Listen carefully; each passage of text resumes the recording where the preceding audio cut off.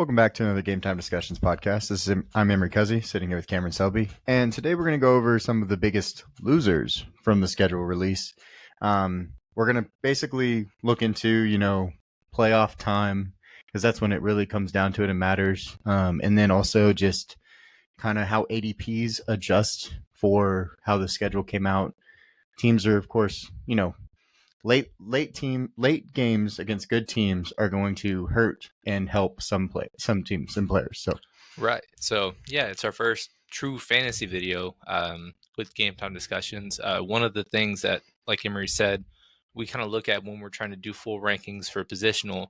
There's a tier of guys, and you got to find a tiebreaker some way, shape, or form. And so a lot of times we like to look at the schedules. Last year, I've said it before, one of my favorite calls, or best calls rather, was Stephon Diggs when he was being drafted the late first round.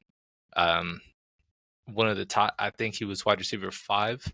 Yeah, either that or 6. Or 6, yeah. And I wanted him to be, down to the 9, 10, 11 range because he had such a brutal schedule towards the end of the year. And lo and behold, had a horrible start, and I was very nervous. But it turns out he was not even a wide receiver 3 with his production for the last 6 weeks of the season. So that's kind of the genesis of what this video is. Well, same team, Gabe Davis had a week where he had 0 catches, 0, across the board. So it just was that they play in cold weather.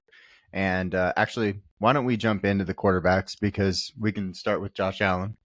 This year, his last 5 games, he sees San Francisco, the Rams, at Detroit, New England, and the Jets. And of course, out of all those teams, we look at New England. New England's probably the worst of all those teams, but they always have a good defense. The Jets have one of the top defenses in football. Detroit revamps their whole secondary after they already had a top 5 run game. And then you have San Francisco. All of those teams are going to be extremely difficult. Yeah, you look at New England, they finished with the 3rd worst record, and you think, a lot of people were able to produce well. They allowed the 8th fewest points to quarterbacks in terms of points per game. So they were very stingy, and that was without Matthew Judon, their best sack leader, and Christian Gonzalez, who missed the entire season with a shoulder injury. So, it's a brutal schedule. But the thing is, with Josh Allen, he is a little bit of an outlier. Sometimes with quarterbacks who are mobile, they have a ton of rushing upside. He had 15 rushing touchdowns last year as a quarterback. So you don't always have to take it with a grain of salt. He's going to be in the first tier of quarterbacks for us. But, when you're trying to decide between Jalen Hurts, Patrick Mahomes, Lamar Jackson, right, and Josh Allen, you look at other schedules, and you may have somebody that might benefit you if you are expecting to make the playoffs. Because when I play fantasy football, I'm not hoping to get there and then I'll figure it out. I expect to be there, and I'm trying to find ways to be different and have advantages over others when it comes postseason time. Right, because what you're gonna do is you're gonna catch Detroit, New England, and the Jets, which is a terrible schedule. And this guy, across the board, is first unanimously as at the quarterback position. Right. I do expect those 15 touchdowns to obviously go down. I don't expect him to have another 15 touchdown rushing year, but if he did, then he would probably deserve to be first. I just don't see it happening again. Right. And also, sometimes we'll have some correlation. We'll talk about Tua in a moment, where we also have him paired with other teammates. Right. I don't believe we have any Bills on this video other than him, and that's largely because of the fact that their ADPs are kind of at a reasonable range. So Keon Coleman, for example, he's starting out as like a wide receiver 4, like in the 36 to 50 range. Curtis Samuel the same way. Dalton Kincaid, tight ends are basically they're harder matchup proof because it's so skewed. You play Juwan Johnson, then you play Travis Kelce.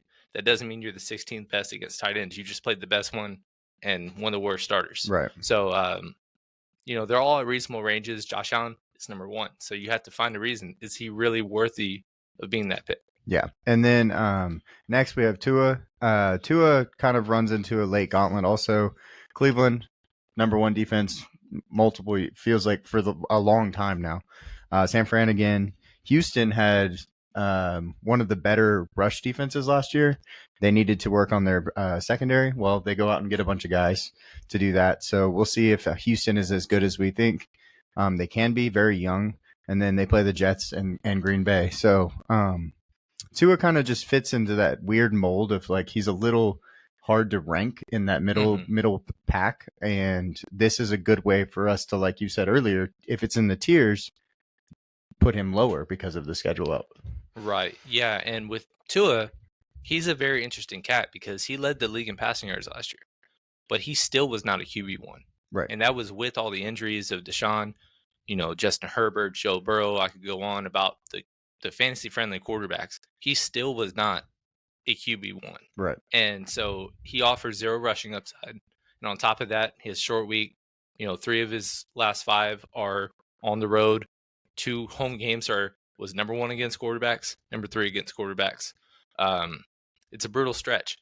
And again, we'll talk about some of the other people that we also think affect, but Miami is really, really high with all their skill positions ranked. You have Jalen Waddle as a wide receiver 2 tier. Obviously, Tyreek Hill is flirting with the number 1 overall rank. Right. He's one of the few candidates with that. Raheem Mostert and Devon Achane are RB2 or higher ranked. So you have to justify certain rankings like that, and a lot of them are already pushed up so high. Is it really worth the price tag? Yeah, and we even see like Jalen Wright. Jalen Wright's fitting into like the top 150. So you've got 6 guys that are all top 150 players, and then 4 of them are in the top 60. So it's a little harder for him though because of the fact that he has no rushing upside, and that's what hurts him when it comes to fantasy.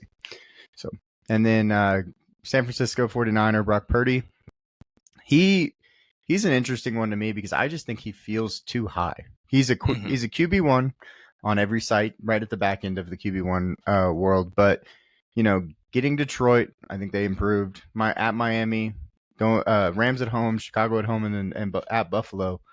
Yeah, those are okay. Not terrible schedule, truly. But I just think his ADP is so much higher than I would put him personally. Right. Yeah. He kind of had a perfect storm of just really solid, just being there towards the end of the year. He had a great stretch. He finished overall as QB6 last year. Granted, a lot of QB injuries, but he has some occasional rushing upside. We saw that even more in the playoff when that came along in the divisional and championship rounds, and 30-plus touchdowns, not a ton of turnovers, and he's got weapons galore. But the thing is, when we're talking about best ball drafts or on occasion even just regular fantasy drafts, you want to stack the guys that you are going to be investing in. Right. And, we kind of are in a disagreement of how high or close or what tier to put Brandon Ayuk.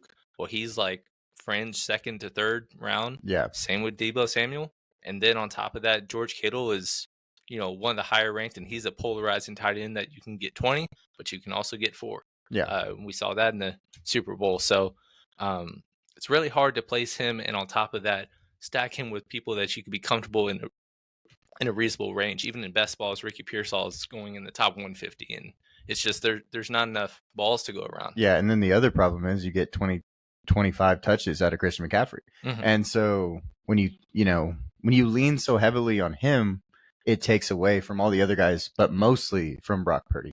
I know McCaffrey might catch 5 balls, and that's huge because we love that. He's obviously he's the number 1 player on every big board for fantasy right now. But that has to do with the fact that he'll catch some balls, but he'll have Brock Purdy in that way. But if they lean on him to get 20 touches rushing, Brock Purdy probably isn't having the day you hope he has. Right. So, and then Justin Fields, not named the starter, but he still is one of the top 32 quarterbacks in this in rankings for every single site. That has a lot to do with his upside more than anything. He's kind of a guy that, when you draft, you might want to say, hey, let's stash this guy. But Pittsburgh has the hardest strength of schedule when it comes to over-under totals. They have the most winning expected win total of teams that they are going to play. And at the end of the year, you kind of see, some really, really solid teams. But it's also the thing of like he just has so much upside with his feet, so that's why he still fits into the top 32. So with us, and we haven't debuted our rankings yet, but he's in our top 25. Mm-hmm. Why is he a top 25 quarterback? Is if he isn't one of the 32 starters? Right. The reason is because when you're in a regular draft, you're not drafting 2 quarterbacks if you're picking one of the top 5. Mm-hmm. You shouldn't, at least, unless there's very, very deep benches. And then if you're going to be, in the tier 3, you get Kyler Murray. Maybe you want to get an equivalent like a Jordan Love, and you can just flip back and forth every single Matchup. week. Well, Justin Fields will not be drafted in a regular redraft league. That doesn't mean that he won't be the most valuable quarterback on the waiver wire if he is named the starter. Right. Because when you compare him to a Derek Carr, a Geno Smith, Matthew Stafford, when he didn't have his 3-4 game stretch of 25 points a game, those guys are going to get you 12 to 15 to 16, 17. That's not going to win you matchups every week.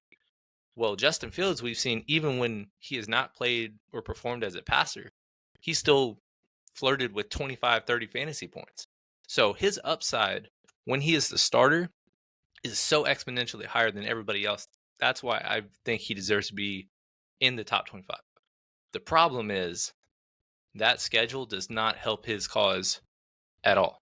Mm-hmm. And even if it takes him that long to take the job, I don't see him running with it and having success. And if he doesn't, maybe they just go back and forth between him and Russ, or a third quarterback. And when his ADP kind of rises, as it should, because if you go to best ball real quick, he's like a 17th round pick right now. Yeah. If you want to pick him as a QB3, like, he might help you a couple weeks. So it's very low risk. But in redraft leagues, if it's like, oh, he's winning the job, he might actually start week 1, he's going to rise into the top 15, and then it's really going to be hard to justify picking him as a QB2 rather than draft and stash or being a waiver wire priority. I guess the question for me is, if Russ isn't there, like if it's just his team, where is he? Should he be ranked in your eyes? Because I think that's a big question, because if we do think, say he starts week 5, see week 6, after they have a pretty rough schedule. If he started week 1, he would probably be among the top 12. Yeah. And that is QB1 range. And so he would be above Trevor Lawrence and Jordan Love, and he would be flirting with where Kyler Murray is going, which is around QB 7 to 9. Right. Anthony Richardson, same thing. And maybe, you probably have more confidence in Kyler or Anthony because they have the job secured. Mm-hmm. Well, Kyler, still coming off a ACL injury. You just don't know. Anthony Richardson, we have 2 full games of a sample size. You just don't know. There is still question marks, just like there would be with Fields, but Fields has a short leash, no guarantees past this season. So it's just kind of depends on where the range is and when you're getting them. Right. But right now, his price is perfectly fine. But that schedule won't help him in the long run if you're going to rely on him, once his ADP starts rising. One thing I want to say about, you said underdog and DraftKings best ball side of it. You only need, if you're going to pick a third quarterback in the 18th round, you only need him to play 3 weeks. Yeah, maybe 2. Exactly. You know what I mean? And so you could get 30-point production twice a year out of Justin Fields and not be surprised about it. So that's why I actually think that might be the best way to look at him. If you're going to be drafting for best ball, think, okay, can this guy get me 2 weeks of 30 points? And yes, he can. But yeah, so moving over, we have another Miami tandem, and it's the running backs, Achane and Mostert. Both of them are basically top 30 players on every board, 30 running backs on every board, RB2 or 3. Some of the rankings have Achane as number 8. So we're seeing like a big disparity between these two, but we know both of them were productive last year, so it's not really that surprising that they're both this high. I don't think that they can be productive when they go play at home against the Jets, and then against San Francisco, and then week 17, when it really matters, they play Cleveland. Mm-hmm. And that's just going to be just so difficult for me to get behind when they're a 2-headed monster and you don't know who's going to do it that week. Yeah, so again, with this, it's purely Tua. It was more so the bad matchup. This one is more so justifying the price tag that your two running backs are not only in bad matchups, but also drafted so high right now. Mm-hmm. Like Raheem Mostert is being RB2, fringe RB3 flex in every single one of the platforms that we'll be covering: best ball, being underdog in DraftKings, and then sleeper, whether it's half PPR or PPR, doesn't matter. Yahoo and then ESPN. Those are the three big dogs. He's top 26, 27 right now in all of them. And then Devon Achan, like you said, in best ball, he's kind of higher priority because, again, when you're best ball, you don't get to swap out your lines. Mm-hmm. It's just ceiling. And both of them had a 40-point game in the same exact game. Like, that is the ceiling that they have, and it's undeniable. However, you're trying to also have stability. Mm-hmm. And Raheem Mostert, coming into the year, he had more touchdowns in last year alone than he did his first 7 seasons combined. Right. Devon Achan, he missed multiple weeks, 2 separate occasions, and he's already a small scat back that is not going to get every down workload, or probably in the tier that he's in, which is probably the 2 or 3, depending on how you view him. He's not going to have nearly as much touches as any of the other guys in that tier. And so that's a problem to me. And so the floor is not necessarily there. And when you're investing the 2nd round pick, which you would in Achan right now, or a 6th or 7th round pick in Mostert, you need those guys probably more than half the season to be in your starting lineup. Right. And I just don't know if I could see that, especially that working out later in the season when you have all the matchups that we have explained before. Yeah, and then like you said, the touches, now they add another running back in Jalen Wright, who I think could get touches. Even if, say, he gets 6 touches a game, that's a lot in their offense because they do throw the ball so much, first off. And he's a scat back also. He can catch the ball out of the backfield. He fits their style. If he poaches any touchdowns, that is going to drop them so much. And you're not getting the discount on the Miami running backs this year like you did last year. And I'm probably just going to stay away. I'm probably okay biting the bullet 4 weeks out of the year when HN goes for 30. Yeah, it's honestly going to just be an underweight approach until their ADP kind of drops a little bit. Each of them probably need at least a round lower for me to be in that range. Like for Devon Achan, I'm more comfortable in like Alvin Kamara, and he's going 2 full rounds later in best ball drafts at the very moment, which, we like best ball, schematically, and we'll talk about it, and we'll be drafting, all summer long, but that's where the money is. So ADPs are constantly changing and updating on Underdog, DraftKings, because people are investing money. Whereas Yahoo and ESPN, they're faux mock drafts that somebody might have 2 picks and then say, oh, I'm busy, or, oh, I don't like my start, I'm going to quit. And then the robots do the rest of the draft. And then it's just like, is it a real ADP? If you're putting a $20 bill on a best ball draft, you're investing your own money. So it's everybody doing that, and it's going to be a sharper way of looking at the draft. So that's kind of how we want to view it right now. That doesn't mean fade them, because their upside is undeniable, especially if one or the other goes down. But right now, it's going to cost you a lot to draft them where they're currently going. Yeah, and that's the thing too. Like I was saying, I probably would fade them at their current ADP because of the fact that there are other running backs that are just going to be so much. You could have weeks where your number 1 running back cut in the 2nd round doesn't make your lineup. And so that's a little hard for me to swallow when I could go for Josh Jacobs, who's right on the next one on the list. And even in those harder games, he will make my lineup. He will have 13, 14, 15 fantasy points. So that's my biggest thing is like, I'd rather have the totality of points rather than the random upside. Right. Especially if I'm just going to not get that player at all. But talking about Josh Jacobs, I don't actually think the end of his schedule is that crazy or difficult. You get Minnesota, who actually was better, not bad against the run. New Orleans, at Seattle. Detroit is going to be very difficult. And then at home against Miami. He actually is weird to me too, because I feel like when he went to Green Bay, I thought he was going to be a top 7 running back, like off the rip. Like I was like, oh, I bet, on ADP wise, like that's where I thought he would end up. That didn't happen. He's a little bit lower than that, and ESPN even has him at 13th. He's a running back 2.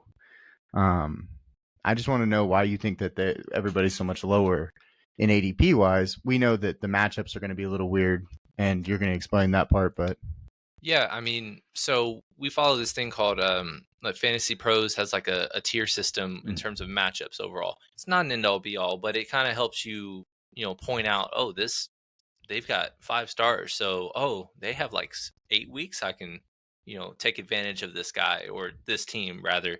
Um, Green Bay actually had the lowest. They had a 1 star out of 5 right. in terms of overall matchups for the entirety of the season.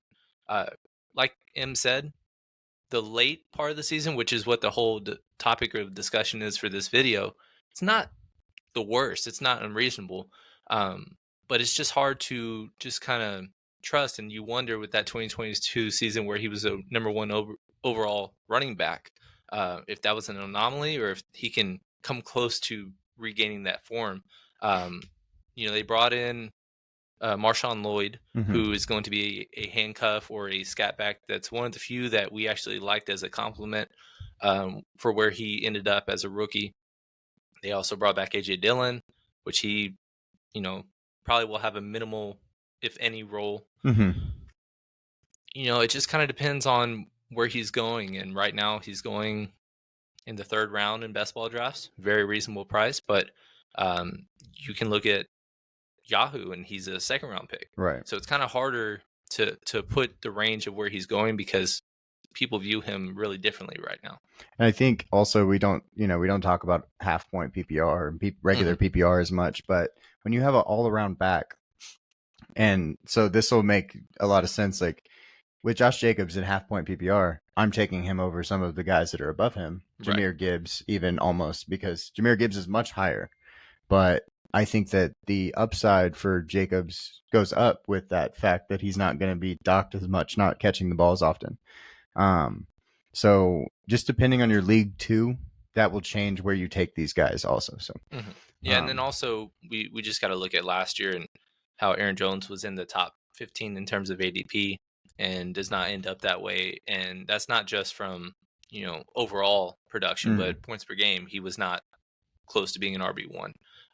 He had some stretches, and then when AJ Dillon comes in, he is not grasped the opportunity. That's why they signed a huge contract for Josh Jacobs, and then they drafted another one in the mid rounds, despite bringing him back. So they're not entirely comfortable with him based on him not grabbing his situation, which we've loved him as a handcuff in the past, right? And we've been wrong on I guess him, picking up the slack when he gets those opportunities. So we'll just kind of see. We do like him. We'll have shares of him. We'll be drafting him, in best ball and stuff like that because his price is reasonable for now. But we're kind of right in the middle of where everybody else is. Yeah. And then DeAndre Swift, we're going to talk a lot about DeAndre Swift this offseason, I think, because personally, I'm on the fence that this isn't going to be his backfield. I have a feeling that this is a 3-headed monster, and they're going to keep it that way. And they're just not going to let him be a lead back because, he's moved twice. I don't know why. I know that he has been productive at times. He hasn't continuously been productive. I had him on my team last year because he fell to me somehow at it was in an auction draft. I got him for like $12 or something, which is really reasonable. And so he was on my team all year last year, and I watched him go up in that primetime game on Thursday night or something, and then way down, and then all over the place. And I feel like it could be similar to what Philly did with him. So yeah, he's always been somebody that's been in a frustrating role to begin with, and whether or not you believe in his talent, that's besides the point. He goes, his first couple of years in Detroit, and he was a straight up between the 20s running back. Yeah, he would take most of the touches, but then when you get into the red zone, the pay dirt where you make all the big bucks, they went elsewhere with Jamal Williams. And then they signed David Montgomery and ended up trading him to Philly.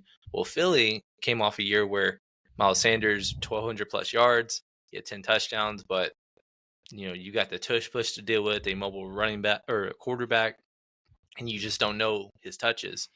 DeAndre Swift had a couple games where he 150 all-purpose yards and came out of nowhere, and it was based on his low expectations. I think he was a late seventh, eighth round pick, Yeah. and as a somebody that really doesn't have competition behind them, like that's a very big steal. If somebody has no issues in terms of competition for touches, no injury history, which he's had minor things, but nothing major, Right. and he did fine with what he was. Then he gets paid, he goes to Chicago. Well, Chicago last year, Deontay Foreman went off for a couple weeks, and then they go for Khalil Herbert, and then all of a sudden Rashawn Johnson's getting touches, and so now they remove Deontay Foreman and then bring in DeAndre Swift. Well, Khalil Herbert and Rashawn Johnson are still there, and on top of that, they're going to be a more passing friendly offense now that they have Caleb Williams, brought in Roma Dante with the top 10 pick, and then Keenan Allen, who has been 100+ catch threat every single year that he's been healthy. Um, lot to compete with. Problem is he's in a very awkward range of running backs where he's at the very tail end of guys that are truly, getting consistent touches, and then you start getting into the gambles of, oh, James Conner, Right. like he'll stay healthy enough to help. Javonte Williams, he's going to be back, and his dude Najee Harris, he's going to finally live up to contract year. He's maybe Ramondre Stevenson. We were Right. high on him last year. Zeke's gone. Maybe he's right in that range. Yeah. And so it's very confusing. It's tough. It's hard to put a lot of confidence in him, but most people have him as a very end of the line RB2. And to me, when we're doing strategy and stuff, we'll probably be opting for either going double up top Mm-hmm. or a hero running back, which is taking one of the top 6 Yeah. and then waiting a while and then just getting a ton of Brian Robinsons and Zeke's and Ecklers and Pollards of the world. Nick Chubb is down there for gambling purposes. So Yeah, and also with him, if I went zero running back, he's not the guy in the 7th round that I'm like, this is the one I want to get a little bit of because he has upside. Like I don't feel his upside right now. I feel like Ramondre Stevenson has way more upside. I feel like some of those other guys you said, Javonte Williams, he is no real competition. I know that they brought in Audric Estime in the draft. Jordan McLaughlin is still there, but like undrafted player, 5th round pick. Yeah, it's like, okay, so he has no competition. So I'm like, I'd rather, if I'm going zero RB, which zero RB just means you don't pick an RB for the first 6 rounds, basically, or 7 rounds, and then you get one. It's not DeAndre Swift. So I probably will have less shares of DeAndre Swift for that reason alone, because there's other guys I'd rather have. Right. So. Yeah, and then another one, very awkward in terms of just hard to place, is Joe Mixon, just because he is the last couple of years been a better version of what James Conner is. It's just kind of an inefficient guy, but just has all the workload and making it work. Last year, he finished in the top 10 among all running backs in terms of total points. He was very impressive, around 15 points a game, like very reliable, and he stayed healthy. Now he's going to a new situation with Houston. Well, Houston last year was a team that they wrote a rookie in 2022 named Dameon Pierce, who never had a full workload in college, and they wrote him to be an RB2 in the top 15 range, and it was thought he was going to be the same because all they did was bring in Devin Singletary. Well, Devin Singletary unseated him because Dameon Pierce just wasn't playing well, and then all of a sudden, Devin Singletary is getting like 27 touches a game. The volume is there, just can he keep it? So Dameon Pierce is still there. Maybe there was injuries behind the scenes that we weren't in the loop on, but it just kind of is hard to place him with all the other guys, especially and you talk about PPR versus non-PPR, half PPR, whatever. He's right in the tier 3 for us that the James Cook, Alvin Kamara, Devon Achane, Rachaad Whites of the world, just guys that have volume. Who do you trust the most? And he's the oldest of the bunch, and he has a ton of miles on his legs. So going to a new team, I think he's right around where we have. I think both best balls have him at 15, and that's right where we got him. So and then we talk about the Well, the the bye. tough bye. You get week 14 bye is really hard going into the playoffs. You Yeah, need that game. yeah, and we talked about that with Baltimore, Indy, Houston, guys that we're gonna have a lot of fantasy interest in very last week of the regular season. So if you're coming down to the wire looking for something, you have multiple starters that you're going to get a zero for because they're not even, they're not going to play. Mm-hmm. It's going to be hard to kind of trust multiple of them in the same roster. So it just kind of depends on how you're going to build your team. If you are targeting a lot of other guys that you can deal without him on that final week, right? If you. if you do well enough for the first 13, that's the plan, right? It's the plan, but it doesn't always work out. And then playing KC and Baltimore late, that's not fun. Like that's not a good place to be. For me too, it's like I don't know what Houston wants to do because there's been teams in the past that they'll randomly just put their second string running back in and give him 20 touches. Mm-hmm. And could Houston be that? I don't know because they did show that last year. I don't think Devin Singletary is better than Dameon Pierce. Mm-hmm. And I also see reports about Dameon Pierce is going to get workload, going to get, playing time. I don't know what to believe, of course, but, seeing that kind of stuff means that he's at least still there.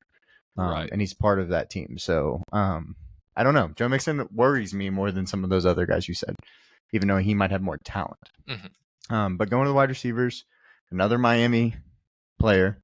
I think we're kind of just, attacking Miami with all of this. But Jalen Waddle, he gets Green Bay, the Jets, Houston, San Fran, and then Cleveland, and he's the outside receiver. Tyreek Hill plays in the slot mostly. And so I don't know that I think Sauce Gardner is going to move into the slot. I think they'll probably just say, hey, go take out, number 17. And then you go to San Francisco, one of the best defense in football, Cleveland, Denzel Ward's there. It's a really rough ending to the year. You might even get Jair Alexander against Green Bay. And I just kind of feel like Jalen Waddle is kind of stuck as, I don't think he's as high as we're putting him. He might be closer to like the 28 range, bringing him back a little bit. And that just has to do with the fact that, like we said earlier, there's too many mouths to feed for them. So right. So last year he was kind of frustrating. A lot of people were high on Miami leading the league in passing volume and stuff, which was correct. Their quarterback led the league in passing yards. So he was being drafted among fringe wide receiver one, coming off a good sophomore year. And he just really didn't live up to that draft capital. 72 catches, 1,000 yards, 4 touchdowns. That is not something that you want to be drafting in the first 3 rounds, and you're not going to be in the playoffs. So it won't matter. So right now, his ADP has kind of moved back a little bit, but he's still wide receiver 2. And right now, him being the clear-cut wide receiver 2, they've got, like you said, 5 other guys that is going to be heavily drafted. There's just a lot of stuff to go around. I think it's a worse version of what Houston has going on, because at least Houston, we know, they're going to be targeting their receivers when it comes to finding pay dirt and high volume in terms of that. Jalen Waddle doesn't really run the ball much. Yeah, they don't have a Raheem Mostert in Houston. Yeah, he's not the gadget guy. Yeah. When they're using the gadget stuff for swing routes and stuff, it's Tyreek Hill, it's Raheem Mostert, Jalen Wright probably now, and then Devon Achane. Yeah, he's not. Like you said, he's the pure outside guy, and yeah, he's gonna have the occasional game where he goes 6 for 180 and a touchdown, and it'll burn you. But can he do that enough to warrant, being your wide receiver 2? And when you draft that, you expect 8 to 10 weeks you're going to be starting him minimum if he's healthy. And I just don't know if he's going to have enough of those big games to warrant being a top 24 receiver, which is currently billed pretty much across the board right now. Yeah, they're it looks like even, Underdog has him 19th. Like, so and maybe at the end of the day, injuries happen, things like that, and maybe Jalen Waddle pays off, but we don't ever want that. We want to see, Tyreek Hill on the field and things like that. Not talking about retirement. I don't want to have to rely on my 3rd round pick having another guy get injured in order to see his upside. Exactly. I want to be able to have him have that upside in addition to the other guy going off. Devontae Smith, prime example of a wide receiver 2, ton of competition for touches. But the final 8 weeks of the year, he outperformed AJ Brown. Yeah. And they both had their games to where you could start him every week and not just be completely nervous because his floor was 10 points. And, that's not going to, for sure win you games, but it's going to keep you in it Mm-hmm. as long as the rest of your roster kind of builds out and does its thing. Yeah. So next we got a very frustrating team guy for receivers, George Pickens, playing for Pittsburgh. He's going to see a very low volume compared to normal with an Arthur Smith offense. And then he also gets, like we said earlier, the hardest strength of schedule in football to end the year. Cincinnati, Cleveland, Philly, Baltimore, KC. Everybody on that list that I just named has a solid secondary. Is even Philly, who had a bad secondary last year. Well, they just went and figured it out in the draft.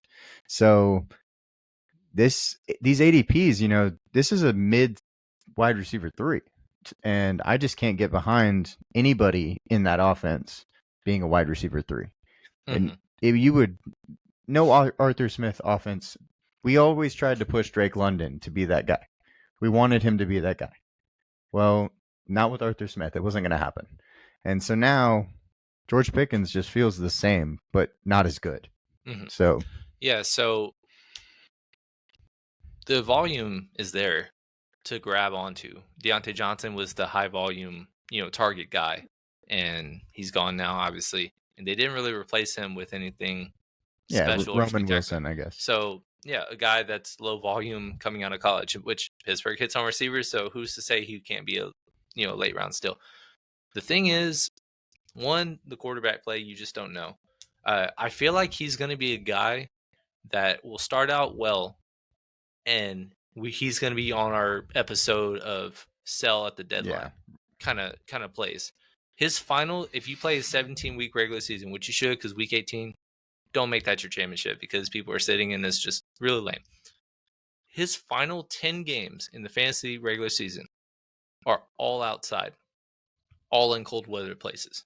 Yeah. So, again, we've said before, all their division games are in the final 8 weeks of the year. And then you have home games. Obviously, Pittsburgh is in the Northeast. They're cold. They have ugly weather possibilities. But you also have Baltimore, Philly, Cincinnati, Cleveland, Washington as your road games. They're all possible rainstorm, weather, winter, snow. Yeah. So I just feel like it's going to be some ugly football, and that more adheres to the run game and ugly 2017 to 14 kind of games. And usually receivers don't really produce in those kinds of things. And he's in one of the biggest tiers of receivers that we have, tier 4. And he's pretty much at the bottom, and it's mainly because the other guys we just know they'll probably be more consistent than what he'll show, especially during the playoffs, like you said. Mm-hmm. And then we got we have our first rookie on this list, our only rookie on this list, I guess, and Malik Nabers. He just went to a bad situation, of course, and he's the only guy that can really do it. If you look around their locker room, he's the only one that could be a wide receiver 1. Mm-hmm. But he has to go to Dallas, New Orleans, then Baltimore, at Atlanta, and then Indy. And those aren't it's not a terrible run there at the end, but it's just I have a really hard time with some of his ADPs when you think like, okay, Daniel Jones, is he going to resurge? Daniel Jones has to what is New York going to want to do without Saquon now? Are they going to want to run the ball, try to run the ball? Like, what is the plan in New York? And I just don't see it. They might lose their tight end. He might retire. Mm-hmm. It's just like there's a lot of questions, a lot of ifs, and the schedule prior to this didn't help him either. Right. So, he just is a part of one of the worst or the worst skill group in football. And obviously that can correlate with having more stuff thrown your way. But we've, on a long range of things, there hasn't been a ton of like immediate impact success from the rookie wide receivers. Obviously we've seen some more of late, but a lot of it is just it's ADP versus reality. If you get Malik Nabers as a wide receiver 2, which right now Sleeper has him as 19, we have best ball 20 and 23. Like that is a high, you know, investment in a Mhm. rookie in a bad situation. And typically over the last, I think, 13 years, there's been 8 guys that have finished as a wide receiver 2 or better in terms of overall production. Very notable guys. You got AJ Green, Julio Jones, Keenan Allen, Puka Nakua, AJ Brown, Justin Jefferson, Jamar Chase, Odell Beckham Jr. In hindsight, all of that makes all the sense in the world. The difference is it's ADP. So Odell Beckham Jr., despite being a first round pick, top 12, he was being drafted as wide receiver 62 in redraft leagues. Jamar Chase, remember, he had the drop Yeah. issue and rumors, right? So people were not believing in him, even though he was a top 5 pick. Wide receiver 33. So not even a wide top. He's a flex play, Right. right? Justin Jefferson, wide receiver 53. AJ Brown, wide receiver 80. Puka Nakua, wide receiver 52, right? So the difference is these two, you have 2 rookie wide receivers this year being drafted in the top 24. Marvin Harrison Jr., who's wide receiver 9. We'll talk about that because that's very interesting. But the thing is, he's got a really solid quarterback in a good situation in terms of environment, Mhm. and schedule is reasonable, and the opportunity is there. Elite Neighbors, the opportunity is there, but it's bad situation. It's not great matchups at the end. It's just not, to me, warranting being a top 20 receiver off the Right. board to me. No, I completely agree. And we can talk. We'll talk about all the rookie wide receivers. There's a ton of them, but almost all of them have better situations. And so that kind of tells you that maybe Neighbors' ability, like we had talked about when we did the draft stuff, is so much better, and that's why it's so much higher. But at the same time, all those other receivers, you got to think that some of them are going to come out better after this season, at least, because of the fact that they are in better roles and things like that. And then we put Terry McLaurin on here. There's a lot of really good receivers in Washington, but Terry McLaurin is the one that kind of stood out. They have the bye week 14, another team that we're gonna have to figure out at the end of the year. And then they get Atlanta, Philly, New Orleans, and Tennessee. Tennessee was actually one of the worst teams in this in football for stopping opposing receivers. But it's just, is he going to be, first off, the number one guy there? And then second off, to me, what is, with a rookie quarterback and all those things, is he going to hit his ceiling? And his ceiling is kind of where he's being drafted to me. Maybe in the top 24 really is where his ceiling is, but that's kind of my thing. Yeah, so we've always kind of waited for Terry McLaurin to hit his, leap. Mm-hmm. Like he's always been a very talented guy that, outperformed his draft status as a mid-round receiver out of Ohio State, and he just never really has, broke through the ceiling of being an elite wide receiver. He's never finished in the top 20 in terms of PPR overall rankings, but he's been drafted, in the teens and even earlier than that many times, and it just hasn't come into fruition. Now you have a rookie quarterback coming in. Obviously, he was very productive with Malik Neighbors and Brian Thomas in college, but there's a learning curve. And then on top of that, there's not a great sample size. I wish I had the stats in front of me, but rookie quarterbacks having receivers finish in the top 20. Right. Yeah. Because I watched Fantasy Flock. He's a local guy that does best balls every single day, and he brought up the fact that there's probably Nico Collins was an outlier with CJ Stroud last year when he finished as a top 10 receiver. Pretty much everybody else was like wide receiver 30 or lower. Mm-hmm. That doesn't mean that, you can't have a few weeks here and there that, he'll have some breakout games. Well, that's the story of Terry McLaurin pretty much. He's been low volume in terms of touchdowns. He doesn't have the 100 catch upside. It's just he's a very good, flex kind of play. Yeah. But the difference is, at least his ADP reflects that. We talk about these other guys, and it's just like Malik Neighbors top 20. I don't know. Well, Terry McLaurin, for the most part, late 20s, early 30s. We actually have him higher than the 30s, and so that doesn't mean that we aren't interested in him. But it's the reliance, and he just has not had the consistent upside every single week in and week out to warrant, just being trusting as a wide receiver 1 or 2 on your team. One thing I will say, because I know I was, kind of we're giving him hell a little bit, but at the same time, this is a new regime. Mm-hmm. And that's something you can get excited about. Cliff Kingsbury, we think, can have really good receivers on his offense. It's just, that's one thing too, is like there's, you still have Jahan Dotson. Jahan Dotson's a really good player. They picked Ben Sinnott in the draft. They have a two-headed monster at running back. So there's a lot of really good things happening in Washington. The guy that needs to take the step is Terry McLaurin. Mm-hmm. And if he does that, then he shouldn't have been on this list. But at the same time, it's about the schedule too. Their schedule towards the end of the year was rougher than the beginning of the year for them. Mm-hmm. And so that's why, we needed to talk about him. The one guy that we are really, okay, we're going to end this show with the guy that we are giving the most to. Because Rashee Rice, we all know his issues with off the field stuff. But then you look at the end of the year, he gets Pittsburgh, Houston, Cleveland, the Chargers, and then the Raiders. Is he going to be, really back to full form at that point after his suspension? ESPN has him ranked 28th. Some of these things, of course, DraftKings and Underdog have him lower because they're a full season thing. You don't have to start him right away.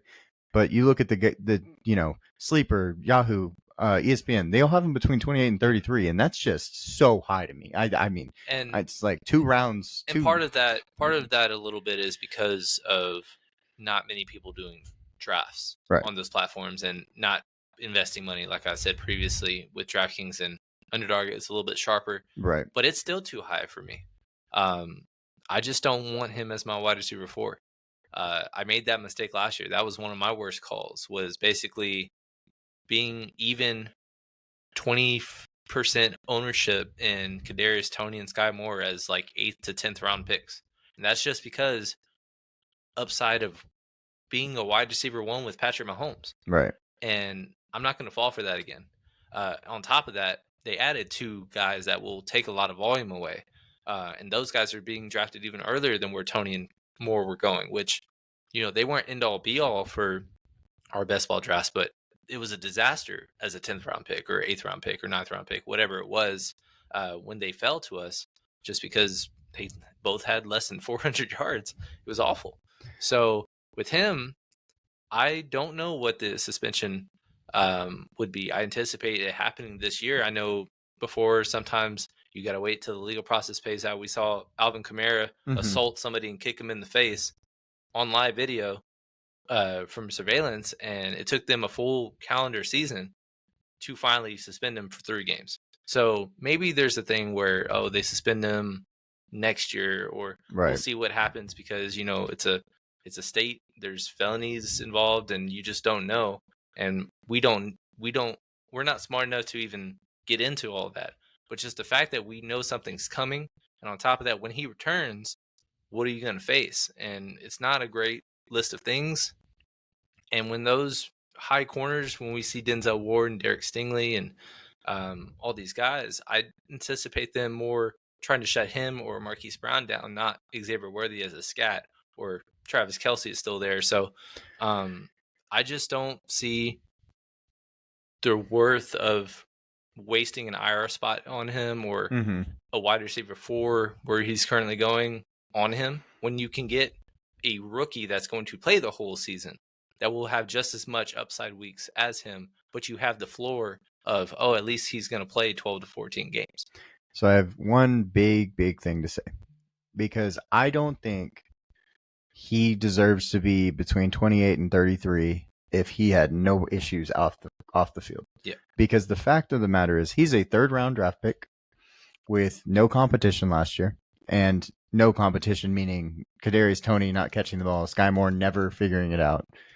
And now you look at it and you're like, okay, well, he's 28 to 33. Well, they brought in Marquise Brown, who was a 1st round pick, has been a solid football player in the past. And then Xavier Worthy, who's the perfect fit for this offense, in the 1st round. Rashee Rice might just not be as good as these guys. And that's what I'm kind of betting on. I'm betting that he's not as good as these other two guys, and he's not worth the headache at the end of the day. So that's kind of my thoughts on him. I think that his ADP will obviously drop and probably closer to 40, and that's still 20 wide receivers too high for me. So yeah, I mean, last year he finished around wide receiver 27 in PPR. 7 touchdowns is really what saved him. He didn't flirt with 1,000 yards. He had 102 targets, and that was in spite of Travis Kelce having his worst season in a while, plus being hampered, and then having no other help. So everything was going to him, and we had a lot of playoff, DraftKings lineups with him because we knew he was going to get 10 to 12 targets. But just week in and week out, you're not going to have that same consistent upside to us if you return with the same receiving core. But then now that Marquise Brown and Xavier Worthy are there, I think that's going to really hurt him.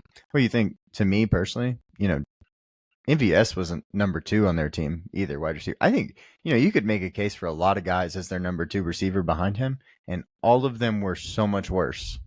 Just couldn't catch the ball. MVS dropped the ball in the freaking playoffs. Kadarius Toney, Mecole Hardman's the one that caught the touchdown in the Super Bowl because they had to bring someone and they already knew how to do it. So it's just one of those things. I just can't see him being the same guy as he was last year, and I think you'd be wasting your pick because he could have a suspension. He's probably not the best. He's probably not the first wide receiver that they go to, and you're getting him probably too early if you're going to pay for him. So, but yeah, so that was our 2024 schedule losers. We really appreciate y'all coming and hanging out and being a part of this. We'll have a winners video coming up, and then we're going to start drafting. It's time for best ball. We're going to do a cool introduction to best ball so that everybody that has never seen best ball gets to go on there. You get to see different, like how best ball is set up, all the rules, everything like that. But then also just like strategies, like we talked about, 0 RB, hero RB, double RB, whatever, We'll teach you all the lingo. We'll teach you how to stack, all those things. And so that'll be fun. We'll teach you how schedules matter at the end of the year when you play in the playoffs and things like that. So you're going to get all that cool stuff. And then, and then we'll start doing auction drafts. It's fantasy time. We're going to put out position videos and all kinds of stuff. So yeah, we're growing and growing. We're excited. We appreciate every single one of y'all's support. When you're liking, commenting, subscribing, retweeting, doing all the things we've done, we just doubled our most viewed video in a span of 3 days with our recent power rankings, most liked, most commented, most engagements, most interaction. That was really, really exciting. It came out of nowhere. And we can't thank you enough. We're going to continue to grow like that. And we expect doing fantasy kind of informative videos, helpful videos, stuff like that. That's going to just bring in another crowd that is going to be introduced to the Game Time Discussion community. And we're excited for it. Yeah, that video ended up with over 600 plus likes. And we posted appreciation at 200. Yeah. So we got at least 6 times the amount of views for that. Everybody went in there and commented. We really appreciate y'all. And yeah, we're just going to keep growing. So we'll see y'all next time. Y'all take care.